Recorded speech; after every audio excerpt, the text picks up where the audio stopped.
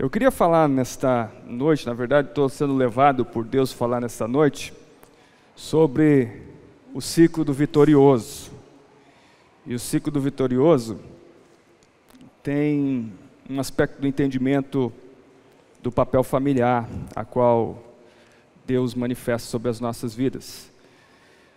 Eu queria que você tivesse aberto. Talvez alguma coisa que eu venha falar aqui não vai deixar você um pouquinho desconfortável, mas entenda que é sobre a palavra do Senhor, sobre um posicionamento que nós devemos ter e assumir diante do Senhor. Nós vamos ler os versículos 15 a 21, Gênesis 50, a partir do verso de número 15.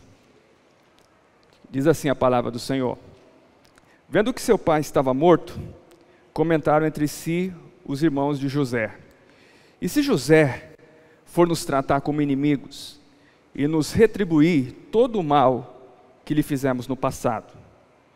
Por isso, mandaram um recado a José nestes termos: Antes de morrer, teu pai nos ordenou que lhe revelássemos este seu desejo.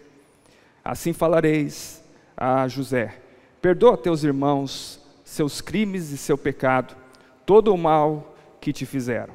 Agora, pois, queiras tu perdoar os erros e os pecados dos servos de Deus, de teu pai. E José muito se comoveu e chorou diante das palavras dos seus irmãos, que os seus irmãos lhe enviaram. Logo em seguida chegaram seus próprios irmãos, e lançando-se os seus pés, suplicaram: Eis-nos aqui como teus escravos.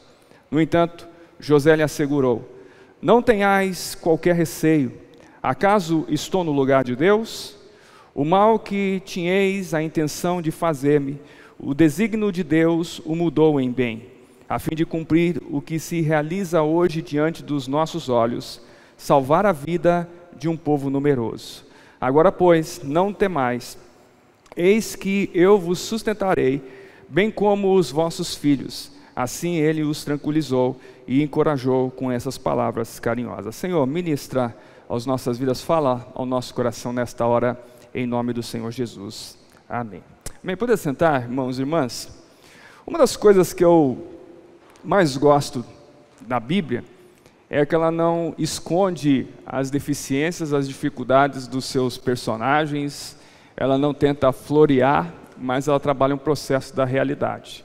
Para você ter uma ideia, a primeira família constituída por Deus, designada aqui na palavra, é uma família disfuncional, ela tem sérios problemas. E isso ocorre ainda na vida de Abraão, de Isaac e de Jacó, e isso interfere aqui na vida de José. Então todo esse processo da palavra do Senhor mostra a fragilidade humana, nessa grande dificuldade que é submeter-se completamente à vontade de Deus. E para nós também temos essas mesmas lutas. Isso aqui é muito próximo de nós, porque também nós enfrentamos esses dilemas. Mas para que a gente possa entender o ciclo do que é ser um vitorioso, entender o papel familiar, eu quero começar pelo oposto. Eu quero começar mostrando para você algumas deficiências que fazem presente nas nossas vidas. E eu quero usar uma imagem que eu já comecei a falar na pregação passada, mas eu quero começar desse ponto para que a gente possa entender. Tem um sujeito chamado Karpman, ele é um psicólogo, filósofo, e ele começa a falar que toda a estrutura humana, e no caso toda estrutura disfuncional, ela obedece o mesmo enredo. Aliás, ele ainda vai mais profundo, alguns pensadores modernos vão mais profundo, dizer que não tem condição de Hollywood fazer um filme sem que esse triângulo disfuncional esteja presente. Então todos os filmes e todas as novelas, todas as séries, elas vão ter, de certa forma, o mesmo enredo, que é esse triângulo, chamado o triângulo dramático, que Karpman vai mostrar para a gente. Então ele vai dizer que toda a relação disfuncional tem lá a vítima, o salvador e o perseguidor. Todos eles vão estabelecer o mesmo propósito, sem que nenhum desses personagens sejam positivos, tá bom? Mesmo aqui o salvador, ou em alguns lugares chamados de herói, ele não tem no seu personagem uma coisa tão positiva assim. Até porque uma coisa sustenta a outra. Então ele vai dizer assim que só existe a vítima porque tem um herói, um salvador. E só tem o herói porque tem uma vítima. Mas algumas pessoas são imbuídas nessa causa de ser um salvador, de ser um herói. Mas é impossível para nós, seres humanos, lidar esse ambiente de ser herói o tempo todo. Vai chegar um momento que nós vamos cansar. Vai chegar um momento que a gente não vai suportar mais essa situação. E é exatamente nesse momento que muitas pessoas vêm cair. Tanto é que Carpman diz o seguinte, que dentro desse triângulo, muitas vezes as pessoas mudam rapidamente de personagens. Ou seja, aquela pessoa que é herói, ela vai lidar com isso, mas ela espera uma retribuição, até que chega a um ponto que ela cansa de não ser reconhecida, e ela deixa de ser herói, e ela se torna vítima. E nesse mesmo papel vem o acusador. Em tese, o acusador seria aquele que iria apontar um problema, iria ajudar. Porque tem muita gente que acha que ajuda só apontando o problema. Isso não é fato. Isso se torna o processo do perseguidor. E o perseguidor sempre é aquela pessoa que se incomoda. Pensa aqui num ambiente familiar. Tem lá o pai ou a mãe, que sempre tenta auxiliar um filho, sempre tenta buscar a superproteção de um filho, mas o outro vai perceber isso, vai se sentir maltratado, vai se sentir deixado de lado, e ele vai começar a apontar para o seu pai, para a sua mãe, as suas dificuldades. Ele vai começar a dar de dedo e demonstrar cada flagelo, porque ele se incomoda com isso, porque ele não suporta essa situação. Então tudo isso é muito frequente. Ele deveria ajudar, mas ele não consegue isso. Como herói, talvez o papel dele fosse o auxílio, mas ele não consegue fazer isso sem a superproteção. Como a vítima, e muitas vezes nós encontramos momentos de dificuldade, nós precisamos ajudar, mas muitas vezes essa própria situação nos leva a um mazelo ainda mais profundo. O fato que esse triângulo está presente em toda a relação disfuncional, seja dentro de um aspecto de casa, seja num aspecto até mesmo de uma igreja, seja dentro de um aspecto empresarial, o fato que esse cenário se repete frequentemente. Mas olha isso, vamos aprofundar um pouco mais. Vamos entender os aspectos de cada um deles. O primeiro é o da vítima. A vítima é aquela pessoa que sempre se exime de responsabilidade. Ela nunca assume o seu papel, a sua responsabilidade. Eu quero fazer aqui só um adendo, dizendo para você que muitas vezes nós temos sim a condição de sermos injustiçados. Aliás, qual de nós que nunca foi injustiçado? Qual de nós nunca foi atacado? Qual de nós não enfrentou dificuldades circunstanciais na nossa vida? A diferença da vítima para essa pessoa que se vitimiza é que ela então não entende a sua responsabilidade. Ela nunca é capaz de dizer, eu falhei nisso, eu tenho problema nisso, eu tenho essa situação. Então ela sempre entende o outro que tem responsabilidade. Então ela atribui a responsabilidade ao trem. Ela não foi eficaz enquanto pai, enquanto mãe, então ela vai responsabilizar alguém. Ela não foi bem-sucedida no seu aspecto profissional, então alguém sempre vai ser responsável por esse processo. O fato é que nós estamos nesse momento e isso se torna cada vez mais frequente. Recentemente, numa outra circunstância, eu tive um problema recente de alguém com muita experiência que tem sobre si um monte de situações de culpa, mas que é incapaz de assumir a sua culpa. E aí ele externou aquele problema como se as outras pessoas fossem responsáveis. E ele acabou ampliando ainda mais o seu problema, porque agora muita gente sabe daquilo que está passando na sua vida. O fato é que as pessoas têm isso, essa dificuldade de assumir as suas questões. Então daí vai o outro ponto, vai o Salvador. E eu digo que o Salvador não é exatamente a pessoa bem-sucedida, porque, na verdade, essa tentativa de ajudar é que ela tem a necessidade de sentir-se importante. Às vezes nós temos isso. Às vezes, na minha posição de ser pastor, muita gente se acha elevado justamente porque as pessoas têm necessidade. Até porque eu já fiz esse alerta para você. Tem muito pastor que não tem vontade de confrontar as pessoas, porque se confrontar e elas forem curadas, ela não vai depender do pastor. Ela não vai depender da oração do pastor. Então muitas pessoas vivem esse ciclo envolto a uma nébula aqui do seu próprio mal. Ela vai se envolver com isso. E quando a pessoa se sente essa necessidade de ser importante, ela vai gerando nas pessoas que elas sejam dependentes dela. Tem muita gente que manipula outros na questão de dependência. E aí, ela vê as necessidades dos outros, mas ela, no fundo, está colocando porque as suas próprias necessidades não são atendidas. Então ela está, de certa forma, chamando a atenção por um problema.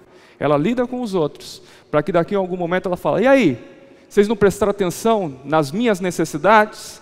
Vocês não prestaram atenção que eu também sou ser humano? Você não prestou atenção que eu também tenho alguma coisa que precisa ser sanado?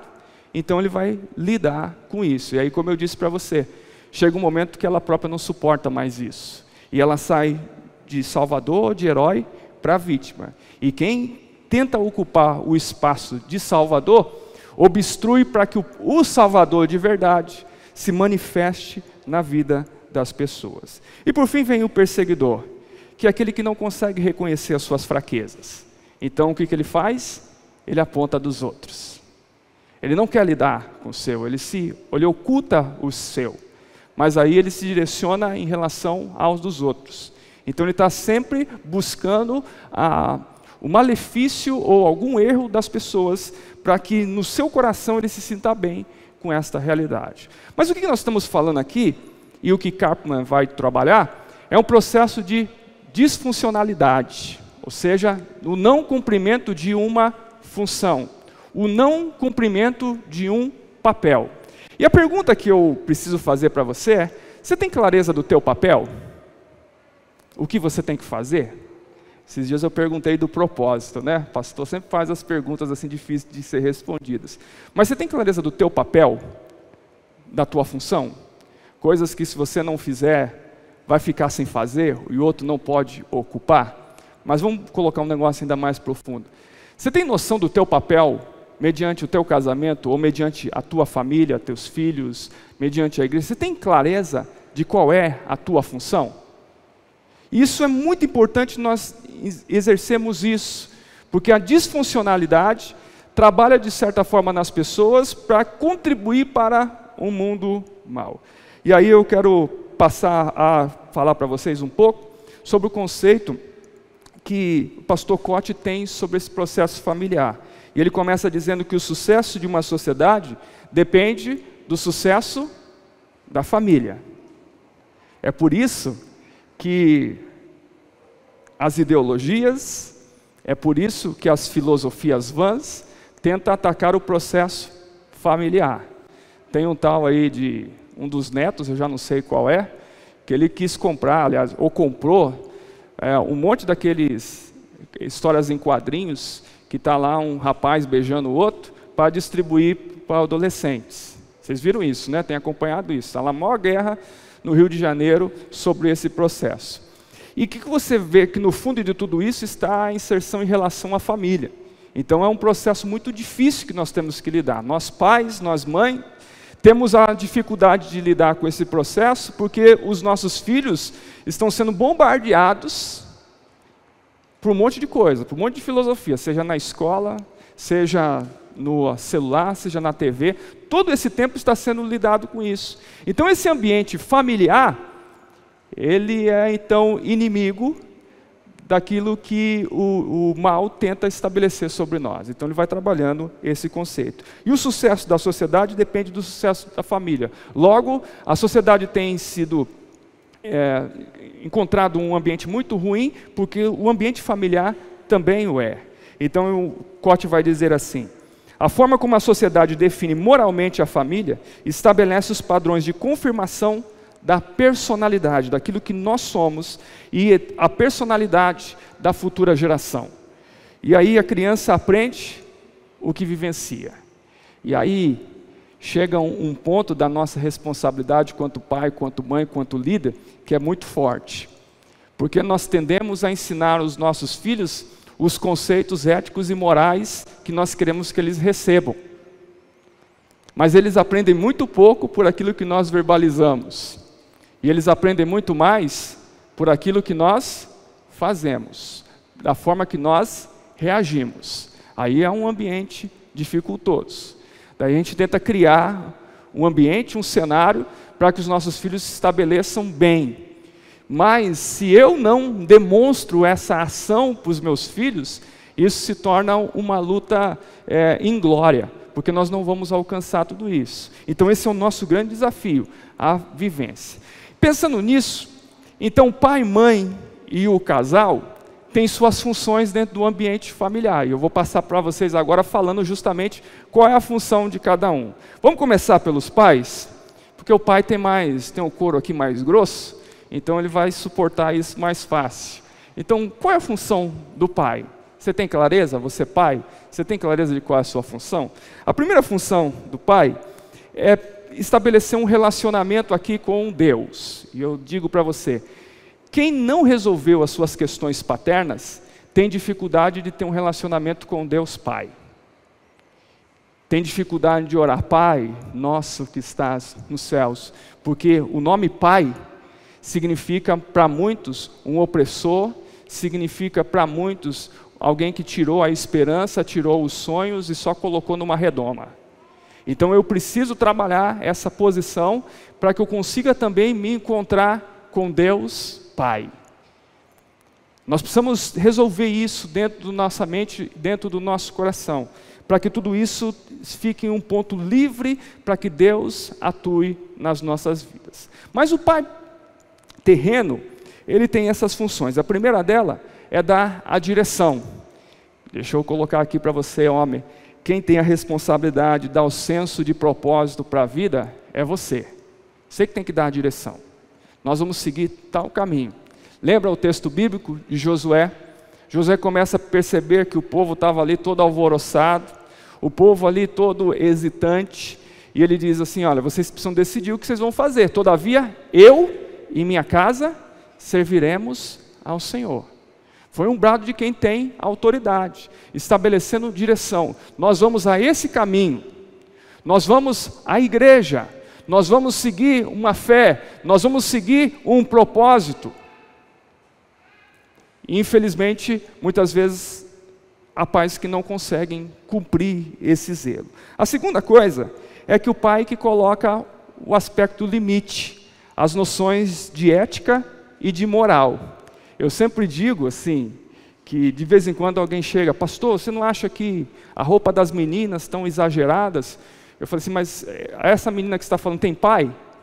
Porque se tem pai, a responsabilidade é dele, não é do pastor. De novo, aquele processo de atribuir responsabilidade para outros. E não é mãe, é pai. Eu não tenho filhas. Eu tenho um pouco de ciúme das adolescentes aqui, né, da igreja, porque são os meus preferidos, as minhas preferidas. Eu tenho um pouco de zelo, né, Marcelinho? Então, Marcelinho está fazendo assim, tá bom. O processo é que quem coloca o tamanho do short, da saia da filha, é o pai, não a mãe. Porque o pai entende como pensa um homem. A gente precisa aprender a lidar, e essa é uma responsabilidade. Então, se eu tivesse filhas, eu seria meio chato. Eu acho que Deus não me deu essa graça, né? Porque eu acho que eu não teria condição de lidar com esse propósito. Mas entenda isso, você pai tem essa responsabilidade. Você que já é pai, você que ainda não é pai, entenda esse propósito. Você que coloca o limite. É você que dá o horário que o filho tem que chegar. É você que diz o que pode fazer, o que não pode fazer. É uma questão de autoridade. A mulher até pode fazer isso, mas daqui a pouco vai fugir a função dela, e daqui a pouco nós vamos ver o que é um processo disfuncional, o que pode ocorrer num processo disfuncional. Mas o pai precisa assumir essa responsabilidade. Ele coloca o que é ético, o que é moral. Ele tem que estabelecer isso, senão se torna um peso na vida da mulher. A terceira coisa, assim, antes disso, o problema dos crentes é que eles querem estabelecer isso. Na igreja ser uma coisa, em casa ele age diferente. Na igreja, pastor, vamos fazer umas programações para agitar, mas ele não demonstra prazer, amor de ir para a igreja. Nós tem que orar mais, os nossos filhos têm que ir, mas ele não demonstra o processo de oração. Daí eu preciso dizer para você, pai, você não pode ser só uma referência ética e moral, você precisa ser uma referência espiritual. Os teus filhos precisam te ver orando. Os teus filhos precisam te ver lendo a Bíblia. Os teus filhos precisam ver você ter zelo com a ação de Deus, senão vai ficar só no blá blá blá. E isso não convence ninguém. A terceira coisa aí sim é a proteção. O senso de proteção é estabelecido através do pai. É diferente quando os filhos sabem que o pai está ali. Quem viaja, ou se o pai viaja e a condição familiar, sabe que é bem diferente nessa ação, né? Como se sente isso quando o pai não está em casa. Meus filhos vão tudo lá para o quarto meu da minha esposa e ficam ali. E aí eles vão e fecham a porta. Vai adiantar o quê? É só um senso. Mas eu não sei o que eu poderia fazer, mas é diferente quando a figura paterna está no ambiente do lar. Há um processo de segurança. E isso precisa entender, isso nós precisamos entender. E que muitas vezes, mesmo com o pai presente, a gente se preocupa muito pouco em dar essa ação. Às vezes porque nós acabamos gastando demais, e de repente os nossos filhos não sentem uma segurança financeira. Às vezes porque a gente começa a discutir com a esposa, e aí os nossos filhos não sentem uma segurança relacional. Às vezes a gente está lá num clima tão pesado, que eles também não se sentem bem naquele ambiente. A gente precisa aprender a zelar disso. E esse senso de segurança é dado pelo homem. Homem, macho. Gente que realmente entende aquilo que Deus está chamando a fazer. Esse é o papel. Tudo bem? Resolvido aí? Vamos para da mulher? Já falei mal dos homens, agora vamos para das mulheres? Vamos lá. O senso da mãe, a função da mãe, se o pai, o aspecto paterno tem a ver com Deus Pai, a ação da mulher tem a ver com o Espírito Santo.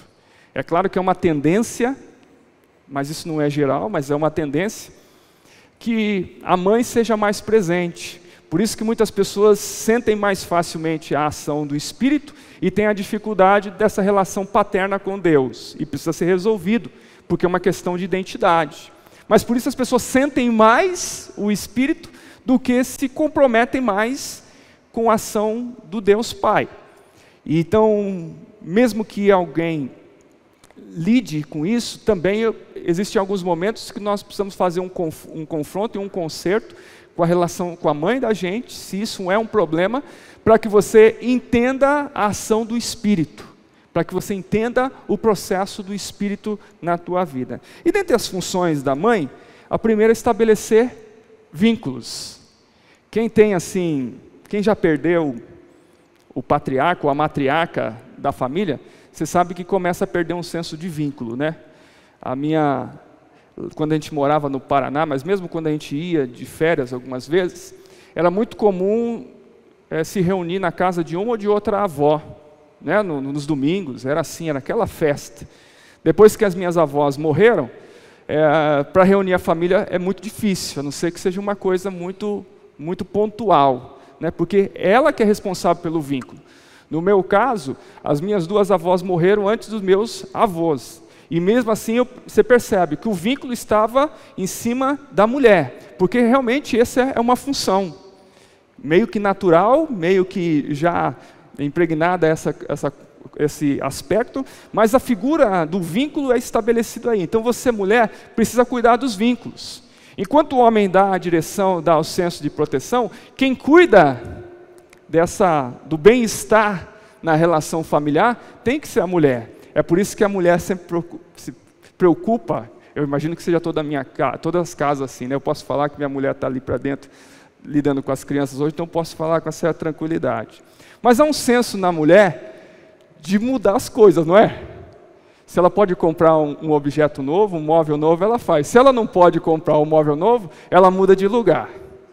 Ela muda de lugar. Por quê? É instinto dela colocar um ambiente melhor para a qualidade e o desenvolvimento da família. A mulher sempre está preocupada em fazer um prato novo. Apesar que você sempre gostar de arroz, feijão e ovo frito, a mulher sempre quer fazer alguma coisa variada, porque ela está preocupada com o bem-estar, com a relação familiar. Então é isso mesmo, você tem que cuidar, você tem que zelar justamente desse processo. Segunda coisa é a nutrição, e não é de comida não, mas é a capacidade do cuidado, do apoio e da atenção. Porque você imagina o equilíbrio. O homem chega e cobra do filho. Você tem que fazer a coisa certa. Você já fez sua tarefa? Você fez aquilo? E a mulher tem que vir. Olha, se precisar de alguma coisa aqui eu lhe ajudo. Se você está com dificuldade de fazer alguma coisa, então vai estabelecendo cada um desses propósitos também nesse papel. A mulher tem que cuidar do processo, do apoio e da atenção. Tanto é que o homem é meio desligado, quase muito desligado. Então ele não percebe. Ele entra no lugar, ele sequer sabe a roupa que a pessoa está vestindo. Mas a mulher já é treinada para ver, ela sabe qual é a roupa, ela sabe se está organizado ou não. Ela olha no filho, ela sabe se está feliz ou se está triste. Ela consegue isso, porque ela foi desenvolvida também dentro dessa ação, dentro do cumprimento desse papel. E a terceira é a organização. E eu nem precisava falar muito. Porque o homem falta esse aplicativo nele. O homem chega na casa, ele tira o sapato, ele não coloca no mesmo lugar. Ele não consegue colocar no lugar correto. Raríssimas exceções. Se você tem isso, mulher, seu marido é bem organizado, dá glória a Deus, aleluia, 3 vezes, aplauda de pé, porque isso não é normal. O homem tem um defeito na organização. O cesto de roupa está ali, mas ele joga e a roupa não cai dentro do cesto. Cai para fora do cesto, porque ele não tem esse senso de organização. Ele sabe dizer, é por esse caminho, mas ele não se organiza. Numa viagem ele sabe as rotas, mas quem tem que colocar, levar água e a comidinha para alguém comer no meio do caminho, é a mulher, porque o homem tem uma dificuldade muito grande, porque esse senso de organização é na vida da mulher. Glória a Deus pela vida das mulheres. Louvado seja o nome do Senhor por essa causa. E o glória a Deus aí, então está servindo muito. Então percebe que há um equilíbrio das ações, porque se o homem estabelece o lugar da direção, a mulher vai organizar para chegar a isso. Nós estamos passando aqui no processo de escola dominical, no caso dos adultos, o momento que nós estamos sendo ministrados sobre a organização financeira, através de um profissional, um baita de um profissional.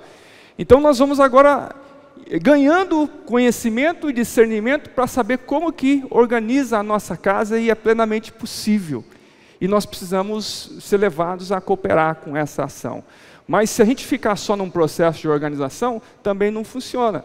Então nós precisamos ter esse equilíbrio, e esse equilíbrio é muito importante em toda a história. Mas tem a função do homem, tem a função da mulher e tem a função do casal, que é importante. Que é agora uma ação, uma relação, que ela cumpre um tripé, que é muito importante na relação dos filhos. Por exemplo, o papel do casal é a liderança e a administração. Liderança e administração são termos parecidos, mas que têm um pouquinho de diferença. Liderar é quando você visualiza aquilo que é o alvo certo. E administrar é a visão, é os métodos para alcançar esses objetivos, esse alvo. Isso só é possível fazer em casal. Por isso, o marido e a mulher precisam discutir sobre os aspectos financeiros da sua casa, as economias. Às vezes tem gente que prefere, não, o teu salário e o meu salário, mas na verdade vocês precisam aprender a lidar isso como família. Precisa definir os gastos, precisa definir as diretrizes da caminhada, senão em algum momento você vai ter problema. Em algum momento vai aparecer o perseguidor e vai mostrar ali aquilo que está equivocado. Então tem que se conversar, tem que se resolver, tem que se projetar a partir disso, porque um vai liderar e o outro vai administrar. A segunda função tem a ver com a sexualidade, afetividade e companheirismo. Sabe, meu irmão, minha irmã, quem tem filho pequeno, bom, quem tem filho já teve filho pequeno, obviamente. Mas você já percebeu que o filho pequeno, geralmente, ele absorve toda a nossa atenção? Não é assim? Claro, por motivos óbvios. Ele tem toda a nossa atenção. E frequentemente eu ouço alguém falar sobre prioridade entre marido e filho, vai dar filho. Mas na verdade, talvez essa é uma visão equivocada que nós temos. Porque a relação conjugal deveria ser a prioridade dentro da nossa casa. Porque se a gente não tiver essa relação conjugal como centro, nós vamos despreparar os nossos filhos. Os filhos aprendem e repetem os nossos comportamentos. Então, se ele não vê uma demonstração de amor, ele nunca vai saber também demonstrar amor. Se de vez em quando o filho não vê o pai beijando a mulher, a mãe dele, e a mãe fazendo carinho no pai, ele nunca vai saber também reproduzir isso. E às vezes a gente tem essa problemática. A gente coloca toda a atenção, isola os nossos filhos e eles se sentem o rei do pedaço. Mas eles precisariam entender como é uma relação conjugal para que eles pudessem lidar com isso. Porque se eles não aprender em casa, eles vão aprender nos filmes, na TV, na escola, eles vão aprender de outras formas. Então nós precisamos modificar isso. De vez em quando, para quem já tem essa possibilidade, é muito bom que o marido e a esposa saiam sozinhos. É muito importante isso, para que eles possam entender, não, meu pai e minha mãe estão lidando no seu casamento, estão cuidando da sua relação. E ele vai repetir isso quando ele próprio estiver casado. Agora não espera os filhos deixar não, porque eles não vão deixar. Ah, o pai e a mãe foram lá comer pizza e não me levaram. Alguma coisa desse tipo tem de reclamação. Mas nós precisamos entender, cuidar da nossa vida conjugal, isso é salutar para que os nossos filhos se desenvolvam da melhor maneira possível. Bom, isso eu estou falando de função, mas convenhamos, né? Nem todas as famílias conseguem estabelecer o processo da função, dos papéis. Até porque nós temos aqui diversas formas do aspecto familiar. E eu quero que você entenda isso. Se a tua família não se encaixa justamente nisso, eu estou só clareando as funções para que você possa lidar com cada uma delas. Mas há um problema que é quando essas funções não são cumpridas, então existe uma disfunção e existem consequências com cada uma delas. Quando, principalmente, no primeiro lugar, o que acontece quando o pai não cumpre o seu papel? Bom, quando o pai não cumpre o seu papel, vai a lei da mãe. E tem uma senhorinha brava aí. Sabe por quê? Porque quando o homem não sabe cumprir o seu papel de zelo, de orientação, de correção, quem tem que fazer?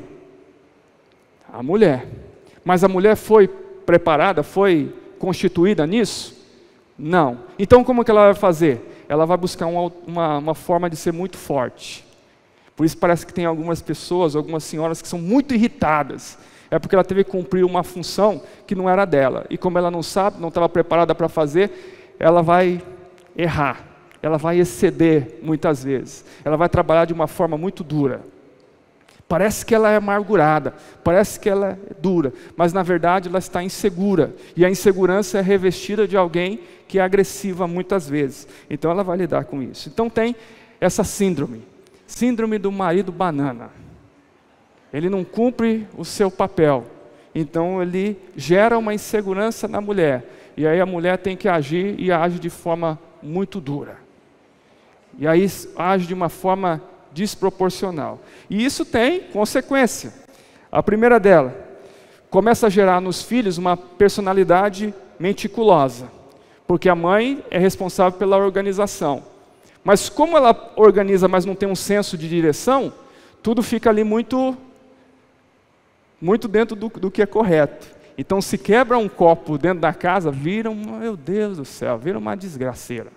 Se alguém entra com o pé sujo em casa, vira um inferno a casa. Se alguém coloca alguma coisa fora do lugar, porque o senso de organização é maior do que o senso de direção. E aí não se produz. Então, as coisas que deveriam ser pequenos problemas corriqueiros, se tornam grandes problemas e muito graves na vida das pessoas. A segunda coisa é porque vai gerar também nos filhos uma culpa e uma possessividade muito grande, porque ele tem uma nutrição, ele tem apoio, ele tem cuidado, ele tem a atenção, mas ele não tem proteção. E aí ele vira muito volúvel, ele acaba sendo uma presa fácil para muitas ações. Então ele vai sempre querer o colinho da mamãe. Não tem uma coisinha que fala assim, de quem quer criado com neto, né? Criado com vó, de criança que é cuidado com vó, tem essas coisas. Claro que não é assim, tem muitas avós que cuidaram dos seus netos por uma necessidade e cuidaram muito bem. Mas existe já um senso de superproteção, de cuidado. e muitas vezes não consegue se sentir verdadeiramente protegido, porque ele só vai conseguir executar isso realmente quando houver uma presença masculina. E isso muitas vezes não acontece. Então ele se sente muito culpado, porque qualquer coisa que ele faz, a mãe vai ficar triste. Um dia que ele errou alguma coisa, eu fiz minha mãe chorar, e agora? Então ele vai se sentir muito, muito vulnerável a algumas ações. Então isso precisa ser restaurado. Então quando você, pai, não cumpre o seu papel, você deixa esse vácuo muito grande na vida dos seus filhos. Mas vamos ao outro ponto. Agora é quando a mãe não cumpre o seu papel. Então começa a lei do pai imperando. E aí o pai se torna um abusador da sua autoridade. E aí ele já puxa o cinto, ele não ouve. Não é assim? A mãe, quando vai corrigir, o que você fez, meu filho? E por quê? O pai já chega, puxa o cinto e quer resolver. Pelo menos assim era há tempos idos, né? Agora nem sei se é mais assim. Mas o fato é que acaba o pai abusando do seu senso de autoridade. Porque ele não sabe agir com delicadeza. Ele não sabe ouvir todas as partes. Ele não sabe procurar a corrigir ou a falar de uma forma branda. Ele não aprendeu dessa forma. Não faz parte da sua própria natureza esse aspecto. Então muitas vezes ele abusa disso. E daí tem a consequência: o legalismo e a rebelião. Porque todas as vezes que você for corrigir os seus filhos e você não tem a manifestação do amor, se você só corrige e não elogia, se você só corrige, mas não dá o apoio, ele vai se sentir frustrado, ele vai se sentir abusado, ele vai se sentir muito mal. Uma vez eu conversando com uma adolescente aqui da igreja, a mãe dela tinha feito uma correção com ela, chegou meio nela, né? E aí ela falava assim: pastor, eu estou muito irado com a minha mãe. Eu falei: mas isso é normal, mãe tem que corrigir mesmo os filhos. Ela falou assim: mas não é por causa da correção não, pastor. É porque o que ela me corrigiu, ela faz. Então ela não se sentiu traída porque a mãe bateu nela. Ela se sentiu traída porque a mãe fazia aquilo que ela disse para não fazer, que estava sendo corrigida. Então muitas vezes a gente perde isso. Se eu não sei contribuir na vida do meu filho, como eu vou corrigi-lo? Ele vai ter a visão do pai como um cruel, como um ditador, como alguém que só está querendo a punição. Segunda coisa é o egoísmo e a exploração. É quando tem a direção, mas não tem a nutrição. Meu filho tem que fazer isso aqui, mas como, pai? O pai não sabe explicar como. Como que nós vamos organizar para fazer? Não sei, é assim. É interessante que lá em casa tem uma... Deixa eu tomar cuidado de falar as coisas lá de casa, né? Mas lá em casa tem uma dinâmica, uma rotina. Então minha esposa levanta, acorda os meninos e bota a roupa aí. E um deles estuda no colégio militar, então ele tem que ir impecável. Porque se tiver um negócio fora do lugar, é punição. E aí eu levanto um pouquinho mais tarde e vou levá-los. A minha obrigação é cuidar do horário. Levantar no horário certo e ir para que eles cheguem no horário bom. Mas e quando eles não estão organizados? Aí eu não sei. Pergunta para mim aonde está lá algum item da vestimenta dele. Eu não sei, mas essa é uma organização. Agora imagine que se eu fosse sozinho, eu ia exigir alguma coisa deles. Eu ia ter que puni-los algumas vezes, e eles teriam sobre mim uma visão de que eu sou egoísta e que eu tenho um processo, estou explorando a condição deles. Então nós precisamos ter tudo isso muito bem estabelecido. E por fim, a questão da delinquência. É quando tem a proteção, mas não tem a organização. Então, o filho se sente protegido, sabe que alguém sempre vai proteger. Então a tendência dele é começar a fazer alguma coisa que rompa com os aspectos éticos e morais. Não tem ninguém que vai falar para ele, direcionar algumas coisas pontuais da vida. Então ele vai sempre se sentir protegido a fazer alguma coisa a mais. Principalmente quando nós temos essa síndrome de herói, de tentar resolver todos os problemas dos nossos filhos. Nós estamos, na verdade, desprotegendo eles para o mundo. E por fim, a lei do filho imperando. Lembra? É quando o aspecto conjugal não é o centro, não é a prioridade na família. Então quem é o rei? Quem manda? E geralmente, quem manda na nossa casa é o menor, é o mais novo, porque ele exige muito, exige atenção. E pasmem vocês, se é que vocês não saibam disso, eles sabem aproveitar muito bem essa condição. Eles lidam com isso. Sabe, se chorar, alguém vai me atender. Se eu reclamar, alguém vai ter que me dar atenção. Então nós vamos lidando com isso. E quando o filho está no centro das coisas, isso vai afetar o próprio filho, porque ele não vai saber conduzir a sua vida para um processo de relacionamento pleno.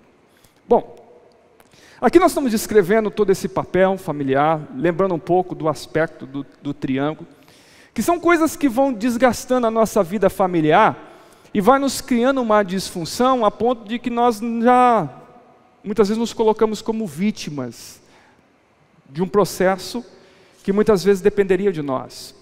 Talvez a grande ênfase desse tempo, a grande preocupação, é que nós estamos criando uma geração que ela não sabe se defender. Ela tem acesso a um monte de coisa, mas ela tem uma dificuldade de se defender. Nós também temos uma geração que ela tem dificuldade de tomar as decisões, porque sempre tem alguém que toma decisões. Eu me culpo um pouco em relação aos meus filhos, porque com 11 anos de idade, morando ainda no Paraná, morando ainda em Londrina, cidade muito grande, eu pegava um ônibus para ir para a escola, ainda levava minha irmã de 7 anos. Hoje me dói o coração deixar meu filho ir de bicicleta até uma escola a 300, 400 metros da minha casa.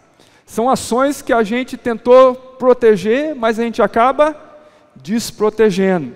E isso acaba que nós mesmos venhamos a sofrer as consequências disso, e nós mesmos vamos lidando esse processo de sofrimento em relação aos filhos.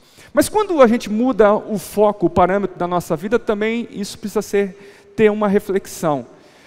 Como eu fui criado pelo meu pai, como eu fui criado pela minha mãe, como que esse papel foi cumprido? Porque vamos convir, muitos de nós não tiveram pais que tinham consciência desses papéis, não é verdade? Se eu pudesse pedir para você, se fosse necessário, pedir para levantar a mão, quem teve um pai presente, um pai cuidadoso, que tinha esse âmbito, ou uma mãe, poucos teriam essa condição de levantar, até porque a geração passada dos pais tinham muito essa dificuldade de entender as necessidades dos filhos.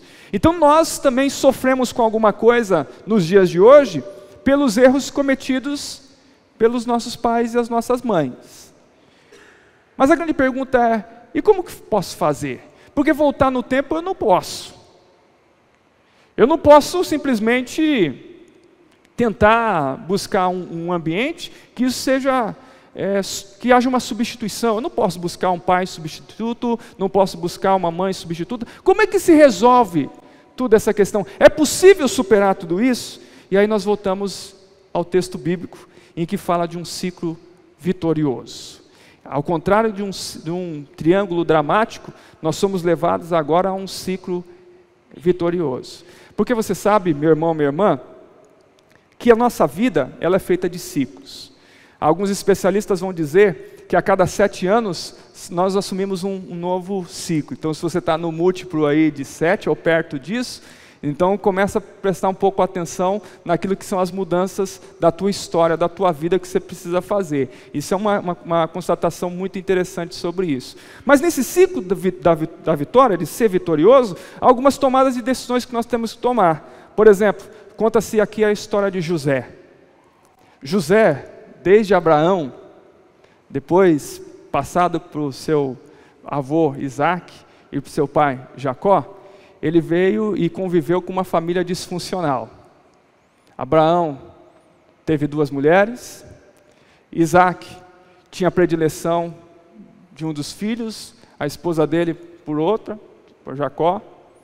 Jacó, por sua vez, teve relacionamento com 4 mulheres, filhos com 4 mulheres, e aí tinha uma predileção por ele, José.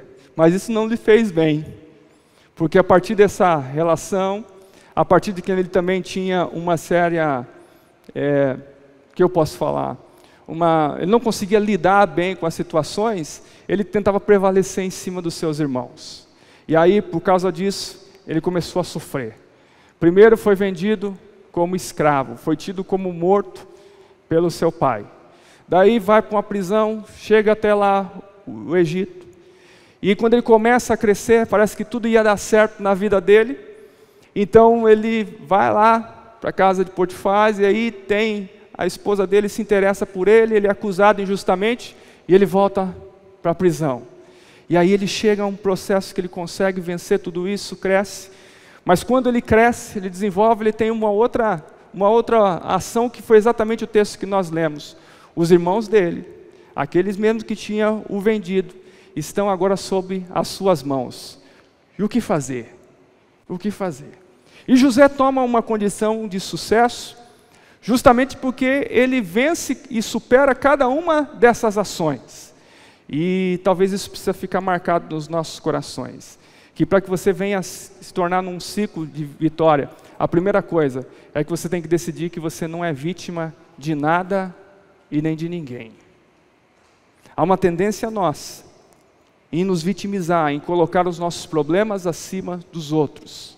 Mas é muito importante que eu entenda, eu não sou vítima de nada. Se teu pai errou com você, se tua mãe errou com você, muitas pessoas aconteceram com isso. Se você se vitimizar, isso vai ser um trauma para o resto da tua vida. Mas se você entender e declarar, eu não sou vítima disso, eu entendo as suas limitações, você vai superar. Você vai lidar com essa coisa da melhor maneira possível. A segunda coisa que José fez, ele entendeu os seus erros, porque ele também cometeu erros. Embora boa parte da sua vida ele é irrepreensível nas suas ações, mas chega um momento que ele reconhece os seus erros. Ele reconhece que errou com os seus irmãos. E esse estado de reconhecer as suas mazelas, as suas dificuldades, é libertador. Tem uma coisa nas Escrituras, uma coisa no Evangelho que é algo importantíssimo, que é o privilégio que Deus nos dá do arrependimento, de confessar os nossos pecados. Então nós somos completamente libertos e restaurados. Quem não consegue confessar os seus pecados, não abre a porta para a restauração. Quem não tem capacidade de reconhecer os seus erros, está a léguas de distância da solução dos seus problemas. Mas quando a gente entende esse propósito, então nós somos completamente curados. E a terceira coisa, e talvez a mais importante delas, é que José aprendeu o valor do perdão. Você gravou bem o diálogo do texto que nós lemos? Já havia morrido Jacó, ou Israel, já com nome nessa época. E os filhos estão ali argumentando, como que nós vamos chegar até José? Como que nós vamos chegar até ele? Porque agora nosso pai, que podia ser o conciliador, já não está mais presente. Nós vamos ficar na mão dele, ele vai destruir a gente.